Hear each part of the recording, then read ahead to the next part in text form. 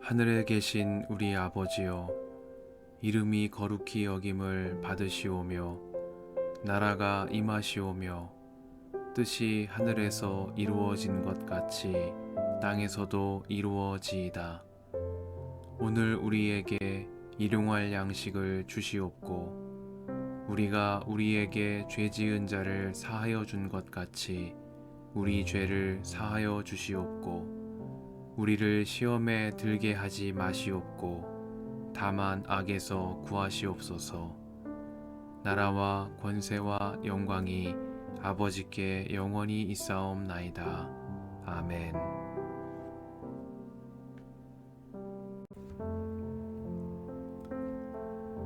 슬로브앗의 딸들이 나아왔다. 슬로브앗은 요셉의 아들인 므낫세의 가족으로서 헤벨의 아들이요 길르앗의 손자요 마길의 증손이요 므낫세의 현손이다. 그의 딸들의 이름은 말라와 노아와 호글라와 밀가와 디르사이다. 그들은 회막 어귀에서 모세와 제사장 엘르앗살과 지도자들과 온 회중 앞에 서서 호소하였다. 우리의 아버지는 광야에서 돌아가셨습니다. 그러나 주님을 거역하여 모였던 고라의 무리 속에 끼지는 않으셨습니다.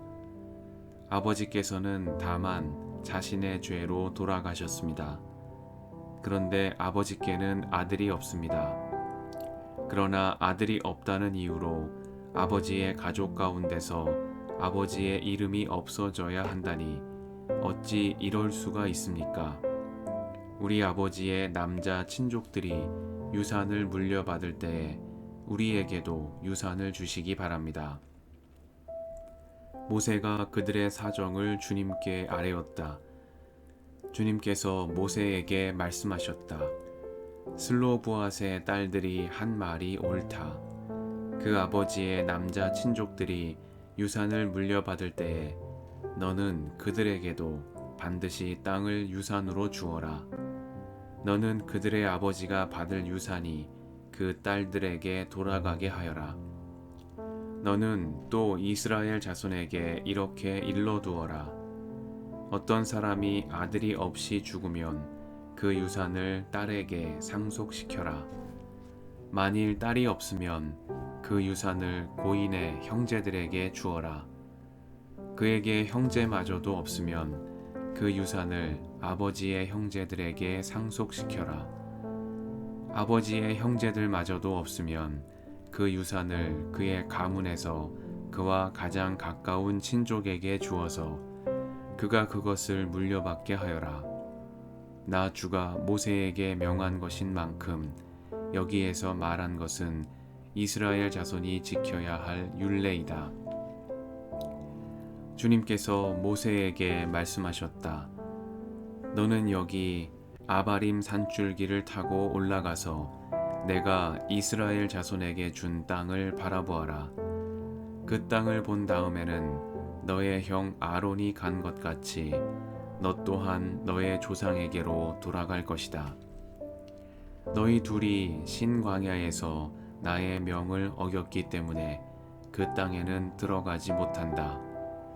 온 회중이 무리바에서 나를 거역하여 반란을 일으켰을 때에 너희들은 물을 터뜨려 회중이 보는 앞에서 나의 거룩한 권능을 보였어야만 하였는데 너희는 그렇게 하지 않았다. 이것은 신광야에 있는 가데스의 무리바에서 물이 터질 때의 일을 두고 말씀하신 것이다. 모세가 주님께 아뢰었다. 모든 사람에게 영을 주시는 주 하나님, 이 회중 위에 한 사람을 임명하여 주시기를 바랍니다. 그가 백성 앞에서 나가기도 하고 백성 앞에서 들어오기도 할 것입니다. 백성을 데리고 나가기도 하고 데리고 들어오기도 할 것입니다. 주님의 회중이 목자 없는 양떼처럼 되지 않도록 하여 주십시오. 주님께서 모세에게 말씀하셨다. 너는 눈의 아들 여호수아를 데리고 오너라. 그는 영감을 받은 사람이다. 너는 그에게 손을 얹어라. 너는 그를 제사장 엘르아살과 온 회중 앞에 세우고 그들이 보는 앞에서 그를 후계자로 임명하여라. 너는 그에게 내가 가지고 있는 권위를 물려주어서 이스라엘 자손 온 회중이 그에게 복종하게 하여라. 그는 상의할 일이 있을 때마다 제사장 엘르아살 앞에 가서 설 것이며 여호수아를 대신하여 엘르아살이 우림의 판결을 사용하여 나 주에게 여쭐 것이다. 그러면 여호수아가 그와 함께 있는 온 이스라엘 자손 곧 온 총회는 그의 말에 따라서 나가기도 하고 그의 말에 따라서 들어오기도 할 것이다. 모세는 주님께서 그에게 명하신 대로 하였다. 모세는 여호수아를 데려다가 제사장 엘르아살과 온 회중 앞에 세우고 주님께서 말씀하신 대로 자기의 손을 여호수아에게 얹어서 그를 후계자로 임명하였다.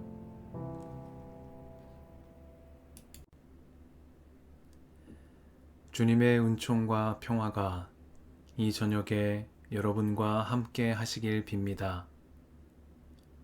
모세는 주님께서 그에게 명하신 대로 하였다.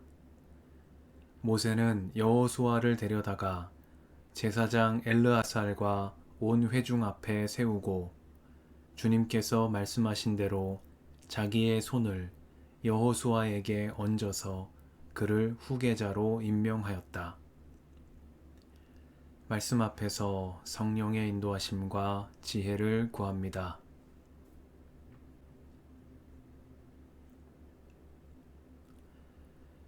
민수기 27장은 슬로브앗의 딸들이 아버지의 유산을 물려받도록 청원한 이야기와 모세의 후계자로 여호수아가 세워진 이야기를 함께 전하고 있습니다.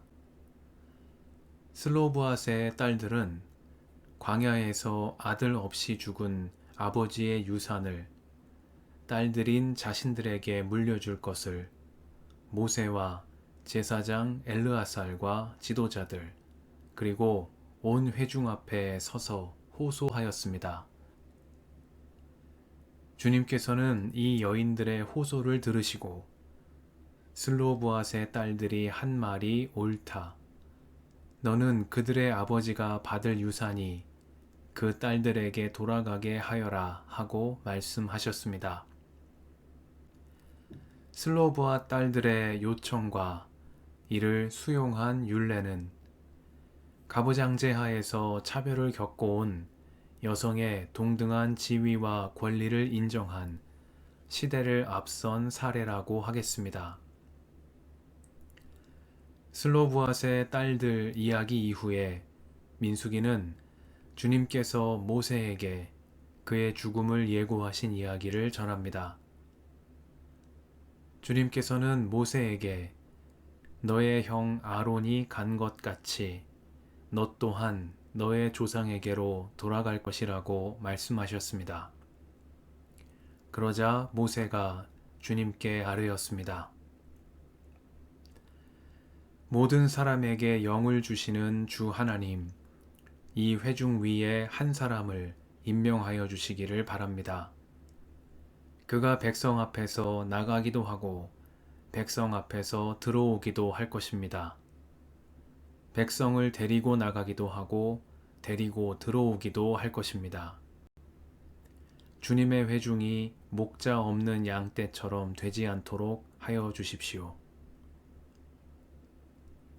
어떤 유대 랍비들은 이때 모세가 자신의 두 아들 게르솜이나 엘리에셀 가운데 하나가 후계자로 지목될 것을 기대하며 이 같은 요청을 드렸을 것이라고 추측합니다.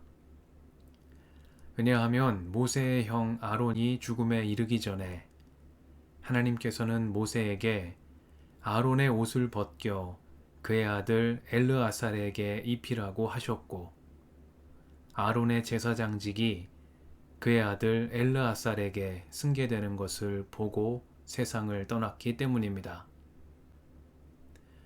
또한 바로 앞선 이야기에서 슬로브앗의 딸들은 그들이 여성이었음에도 불구하고 상속권을 인정받았습니다.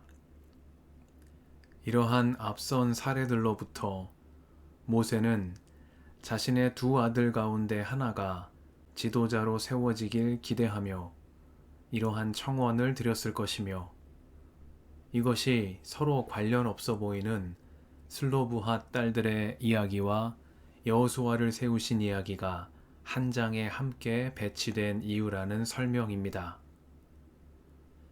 그러나 주님의 대답은 모세의 기대를 벗어났습니다. 주님께서는 모세의 두 아들 가운데 한 명이 아닌 눈의 아들 여호수아를 데려와 그에게 손을 얹으라고 말씀하셨습니다. 유대의 한 전승은 모세가 아론처럼 죽기를 바랬다고 말합니다.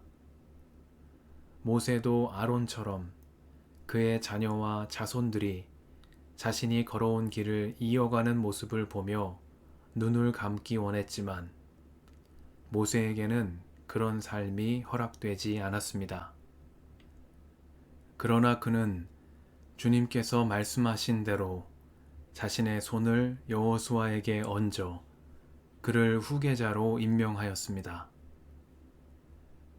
모세는 그의 생애 처음뿐만 아니라 마지막이 가까워 올 때에도 주님께서 명하신 말씀에 순종했습니다.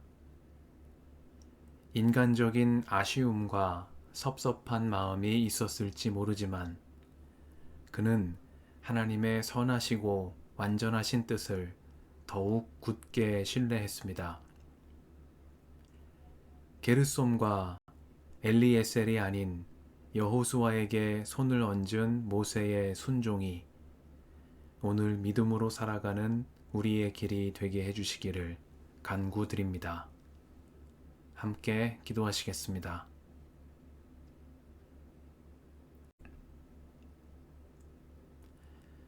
주님, 이 저녁을 허락하시니 감사합니다.